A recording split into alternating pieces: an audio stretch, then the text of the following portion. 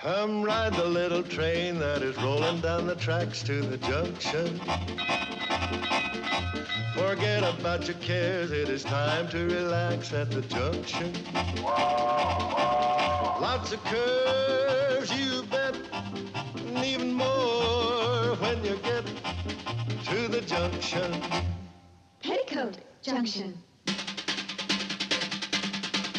There's a little hotel called the Shady Rest at the junction. Petticoat Junction. It is run by Kate. Come and be her guest at the junction. Petticoat Junction. And that's Uncle Joe. He's a moving kind of slow at the junction. Petticoat Junction.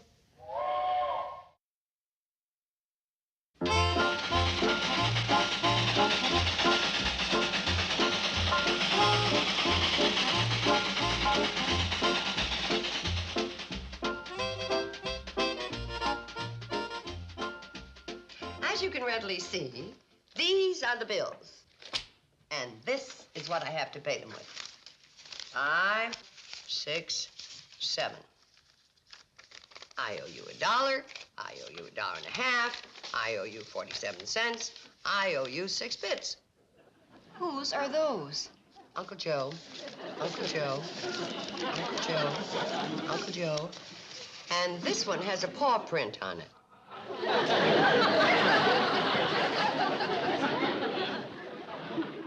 Well, he wanted to buy a can of flea powder. Uncle Joe, do you think it's right to dip into the cash box? Well, the manager of the hotel can't go around with that money in his pocket. Why not? The owner does. Here's a bill from Doc Stewart for $38. Now, what's this for when nobody's sick? That's what I still owe him on Betty Jo. Well, maybe we should give her back and call it even. It's nice to know that one's sisters love her so much. I might have to give you all back and get a refund in order to pay these bills. Couldn't we pay a little on each one? I got a scheme cooking that's going to pay off all them puny debts and make us all independently wealthy. Uncle Joe. Kate, this is not one of my usual visionary ideas. This one's solid, practical. I'm turning the Shady Rest into an ostrich farm. Now, about these bills. There's big money to be made in ostriches. All you got to do to start is to have a man ostrich and his wife. And before you know it, you got more ostriches than you can pluck feathers out of. Women stick them in their hats for decorations. Uncle Joe, they haven't done that in years. That's why it's the ripe time for ostriches. When the feathers come back, we'll have a corner on the market. Now, I can get this pair of ostriches. No, you can't. Oh, yes, I can. I met a fella down at the feed store this morning. He's selling off his circus. He had a couple of matched ostriches. Uncle Joe, could I just get around to the real bad news? Kate, This is a letter from Mr. Gurney at the Pixley Bank. He's paying us a visit tonight. What for? Well, it doesn't say. But I suspect it has something to do with the fact that I haven't made a mortgage payment in 6 months. Oh, Gurney's no problem. Well, I'll brief him on my ostrich farm and feed him a couple of slabs of your apple pie, and he'll be begging you to let them payments slide another 6 months. Mr. Gurney, would you like another piece of pie? Well, Hold on, Kate. Before you give him another hunk, have him answer the 2-slab question. Uncle Joe, Mr. Gurney is a guest in our home. That is a 2-slab question. Is this going to be our home or ain't it? well, Mrs. Bradley, I'm afraid I have some bad news. That answers the question. Mrs. Bradley, in order to obtain added capital for my bank, I've had to take in some new associates. The policy of the bank is much stricter now. They want their money. Well, if I could just have a little more time. Tell him about the deal I got cooking that's going to put us on Easy Street. We're turning the Shady Rest into an ostrich farm. No, not now, Uncle Joe. Mr. Gurney, couldn't we have some kind of an extension? Well, maybe 2 weeks. My associates won't like it, but I'll talk them into it somehow. Oh, that's wonderful. Well, thank you.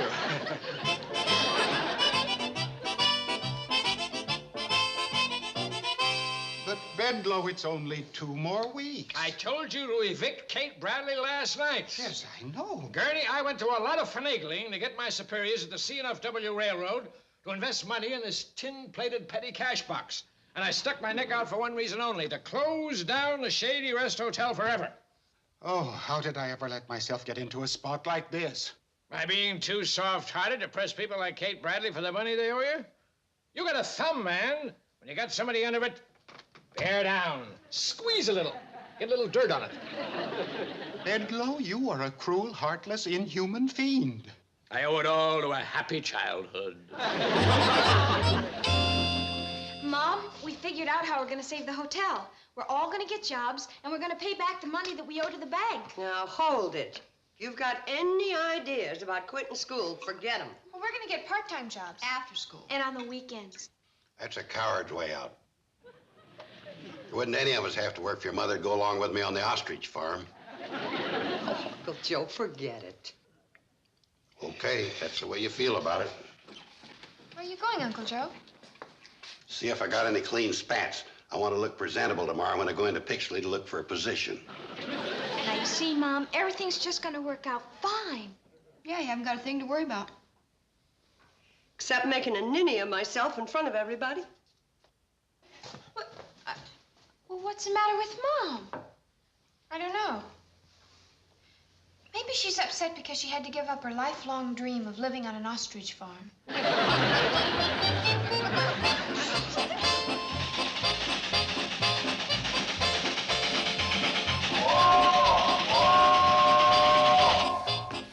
Well, Mom, how do we look? We're going job hunting after school. Oh. Billy's going to try and get a job as Doc Stewart's office assistant. And Bobby's going to try the Hooterville library. Uh-huh. What kind of a job are you hunting for? Well, I don't know shorthand like Billy Joe, and I'm not an expert on books like Bobby Joe. So all that's left is picking apples for Ben Miller or helping Fred Ziffel out on his pig farm. Well, whether you get a job or not, I'm real proud of all of you. Well, Mom, we got to go. Goodbye, dear. Bye-bye. Bye-bye, honey. Bye. Bye. Good luck. Yes, it gives you a wonderful feeling when a family rallies against trouble.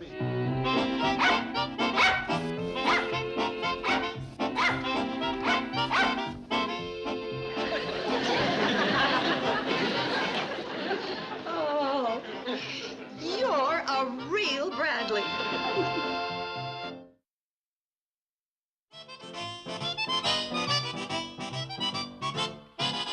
Let's see, Billy Joe, when was the last time you were in to see me? Oh, I remember when I took your tonsils out. That was Bobby Joe. Oh, that must have been when the appendix was acting up? That was Betty Joe. When was the last time you came in to see me? When Mom brought me in to have my formula changed. If all my patients were as healthy as you, I wouldn't have any. Stick your tongue out. But, Doctor... Stick it out. Lovely, simply beautiful. But, Doctor... Here, put this under your But I tongue. don't... Hold it. Doc, there's nothing wrong with me. Nothing wrong with you. No, I came over to see if you needed someone to help you out in your office. Doing what? Answering the phone. I answered myself. I could take messages when you weren't here. Sarah does that down at the exchange. I know you need someone to tidy up your office. It is tidy. Look at that examination table. Clean enough to eat your lunch off of. Had your lunch yet? Yes, sir. Well, I haven't. I'm soft-boiling an egg. You know, you could use a filing system. That is my filing system. Oh. Hey, how about some typing? I never answer any mail. Oh. Well, how about... Hey, something's burning. Uh-oh, my toast, my toast. Always gets to be a better color when I put the goggles over it. How about your prescriptions? I could type them up real nice and neat so the druggist could read them. Are you trying to get me in trouble with the medical association? Get me the salt. I'm sorry, Billy Joe, but I just can't afford to hire anybody. Well, now, just maybe you could if I were to write to some of your patients and to remind them to pay up what they owe you. They'll pay me when they get around to it. Oh. Well, you don't happen to know of anybody that does need any secretarial help, do you? Not offhand, no. I see. Well, thanks anyway. Hey, wait a minute. Is your mother in trouble? Oh, things are a little slow, but everything will be all right. Sounds serious. Oh, nothing we can't handle. If we could just get a little work. Bobby, Betty, and Uncle Joe were looking for a job, too. Uncle Joe, that must be serious. Oh, now don't you worry Wait a about it. minute. I've been thinking what you said about writing letters to people that owe me. Even if you get a few answers, it'll pay me to hire you. But, Doc, you said... I'll get the records of the house calls and office visits of people that owe me. Here. There you are. Oh, Doc, are you sure you're not just making me a job? Of course not. You're doing me a favor. Look, desk's almost cleaned up. Sit down now and get to work. My egg's getting cold. Yeah. Oh. No, Betty Joe, I don't don't think I've got any kind of work around there you could do. Well, couldn't I feed the pigs for you? No, that's Darcy's job. That's why I married her. Well, maybe I could take over feeding them on the weekends so you and Mrs. Ziffel could go out together. What for? To have fun. I never have no fun going out with her. All she does is sit there and worry about whether she fed the pigs or not. If I feed him, she won't have to worry. I'm very reliable. When was the last time you and Mrs. Ziffel went to town together? When we got married. You ought to try it again. Oh, gosh, Mr. Ziffel, I sure do need a job. You trying to earn some money to buy yourself a new football? Oh, no, sir. That's good. Old Arnold here, he don't like football. He doesn't? No, his father wound up being one. I'm sorry, Arnold. It could have been worse, though. He made more of a name for himself as a football than he would have as a pig. He got booted over the goalpost for the final point that won the Rose Bowl game. Oh, what do you say, Mr. Ziffel? If Billy and Bobby get jobs and I don't... Oh, they're job hunting, too? Yes. Your mama having money trouble? Oh, you know how it is. Well, now, let's see. How would you be on taking care of young'uns for their parents? I'm the best babysitter in the valley. Oh, but you and Mrs. Ziffel don't have any children. But we got grandchildren. Arabella's done it again. Yeah, Kate, the girls told us about your business problems. We're sorry to hear about it. Now, me and Floyd's got a little put away, and we'd be glad to lend to help you out. Oh, that's very sweet of you fellas, and I appreciate it, but I couldn't. Oh, it's just sitting there in the bank. Yeah, we were always afraid somebody's gonna knock it off the bureau and break it. No. Ask her about the laundry. What laundry?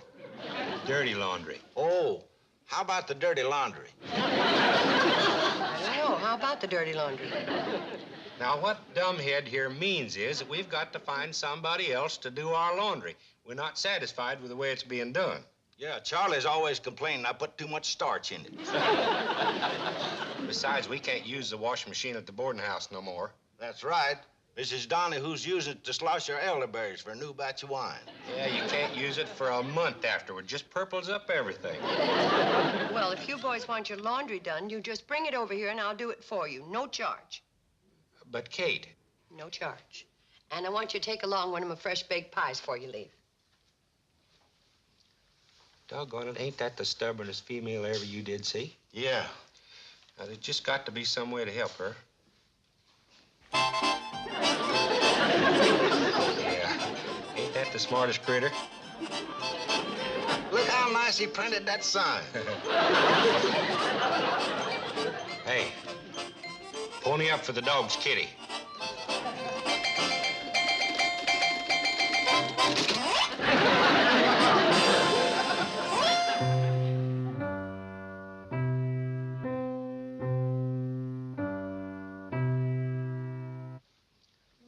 No, Billy, it's still too slow. I'll show you, okay? Frère Jacques, dormez-vous, s'en allez matine, ding dong ding, ding dong ding. Oh, well, I'm sorry. Billy, we better try it again. Next time, don't lollygag when the dinner bell rings. Now, Mom, every night we'll report to you how much each of us has made, and you can keep a running account of it. And you can start by putting down $7.50 from the Shady Rest Secretarial Service. $7.50. And $5 from the Shady Rest Conservatory of Music. Good. And don't forget $4 for the Shady Rest pig sitting service. And I'm going to pig sit for Mrs. Ziffel again next week. And I would like to announce the formation of the Shady Rest Laundry. Got my first customer today, Mrs. Donahue. But, Mom, you shouldn't be... Oh, she begged me to. Her wash is still coming out elderberry purple all over it, Joe. Hi. Any luck in Pixley today? No. Went to the box factory and offered my services for their executive ranks. But they got no vision. They're satisfied with those incompetents they got. Okay, we've got less than 2 weeks and a little more than $120 to go. Can we do it? You bet. Of course. What do you say, Uncle Joe? These spats is a cutting off my circulation.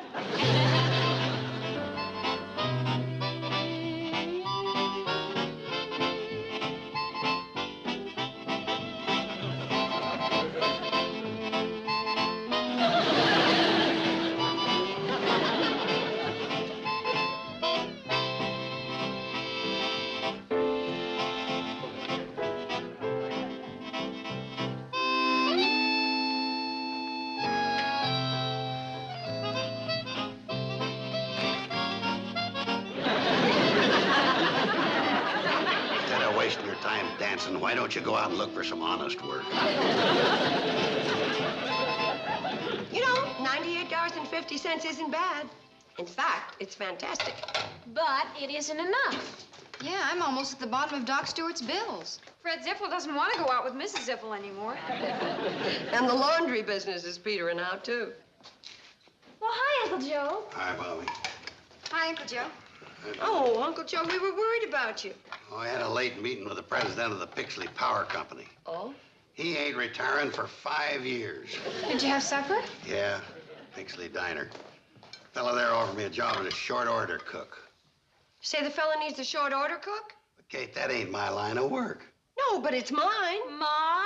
Look, I've been dishing up short orders all my life. Time I got paid for it. But, Kate, If everybody else can help, so can I.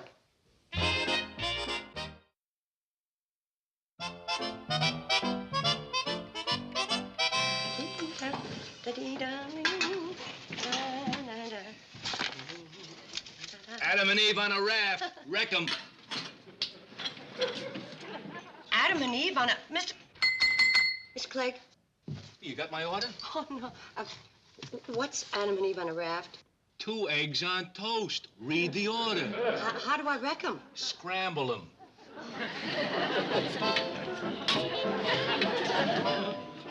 Two auntie? Adam?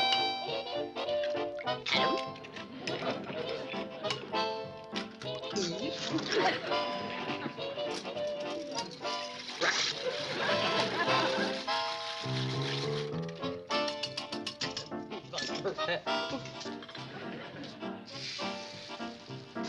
on a raft.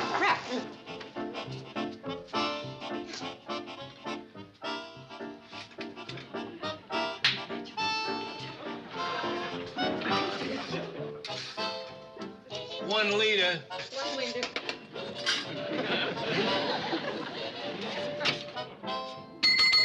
Mr. Clegg, what's the leader? The special beef stew. Where's my egg order? Well, Adam and Eve are wrecked, but the raft is still in dry dock. Get with it.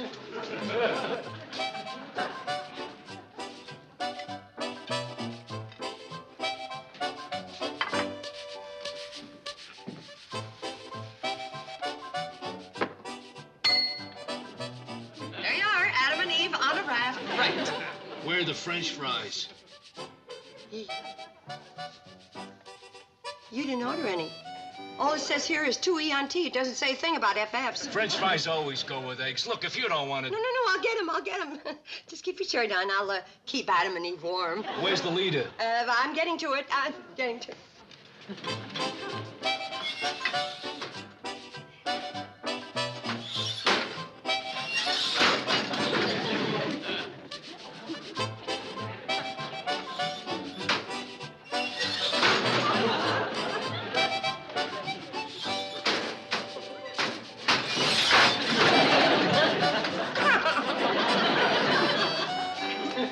Clean up the kitchen. Oh, where's the broom?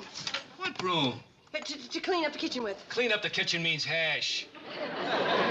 Well, why didn't you say so? It'd be so much easier. All right, an order of hash. What are you peeling the spud for? For the FFs, for Adam and Eve. They're already peeled and sliced. They're in the icebox. Oh. Just dump some into the grease. Yeah, I will. Oh, I've never seen such a stupid... Will you just Yes, dump I'm some gonna into do the it. grease? I'm gonna do it right. I'll be with you in a minute, kid.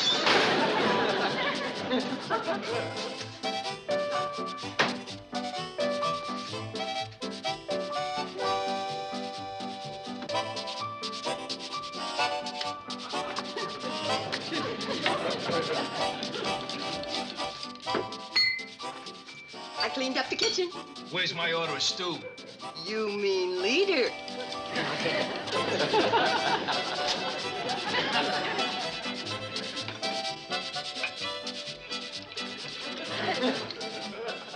Beef stew?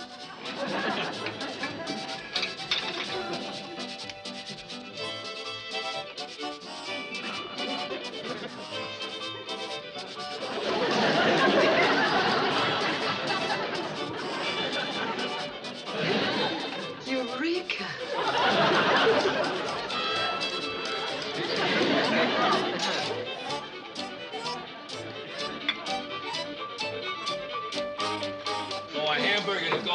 This to take out.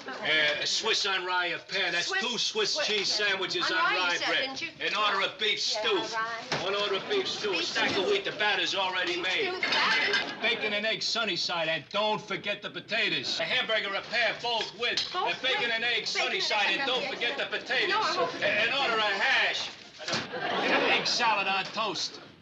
And a bowl of chili. How about my scrambled eggs? Coming. So's Christmas.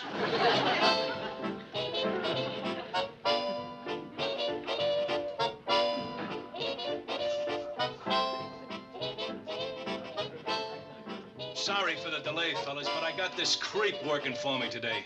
She's trying to handle a 6-burner stove with a 1-burner brain.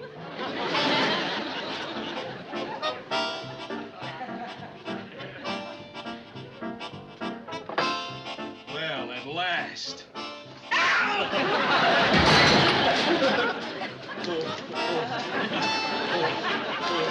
Mrs. Bradley, I...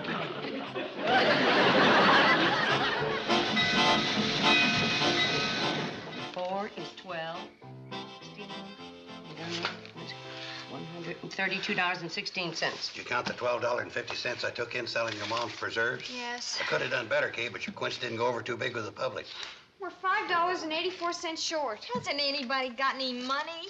We forgot Fred Astaire. I'll get the kitty. You're just wasting your time. How much would anybody pay to watch him lumber around on his hind legs? I think we made it. You hear that, Bedloe? Curses, foiled. Are you coming in? I like to be alone in my moment of grief. Good evening. Good evening, Mr. Gurney. We were waiting for you. We've got the money for you. The whole $138. This is cruel, cruel. $8.22 in cash, and the rest in accounts receivable. From all the people we worked for. Mrs. Bradley, I can't tell you how happy this makes me. Now, I'll just write you out a receipt for this. Hold it! Don't give him that receipt. Homer Bedloe. As a representative of the controlling interest of the Pixley Bank and Trust Company, I am foreclosing the mortgage on this property. Everybody out! I don't know how you got in that bank. Probably crawled in through a sewer pipe. And you can't foreclose because we can pay. What? With these? Idle promises. It's money that's owed us, and when we're paid, we'll turn it over to you. Well, I'm not interested in the money that's owed you. I'm only interested in the money that's owed us. If you haven't got the cash, out you go. Serve him the papers, Gurney. This is more fun than the railroad business. Oh, Gurney, the papers. You've got them, haven't you? Yes, right here, but they haven't been signed. What? I forgot to take them over to the county seat for the judge's signature. Well, go get it. It'll take a week to process them. Oh, you incompetent nincompoop. Okay, Bedloe, out. Now, just a minute. This is still our property and you're trespassing.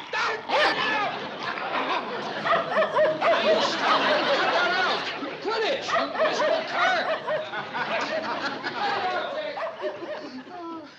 Thank you, Mr. Gurney, for being so forgetful. Oh, it was the only thing I could think of in case you didn't raise the money. But I'm afraid it's all I'll be able to do. You'll have to have the money by next week.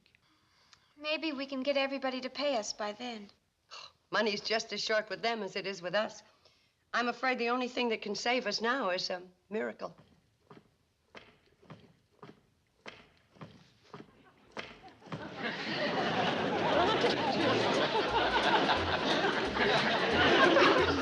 I hope you brought your wife.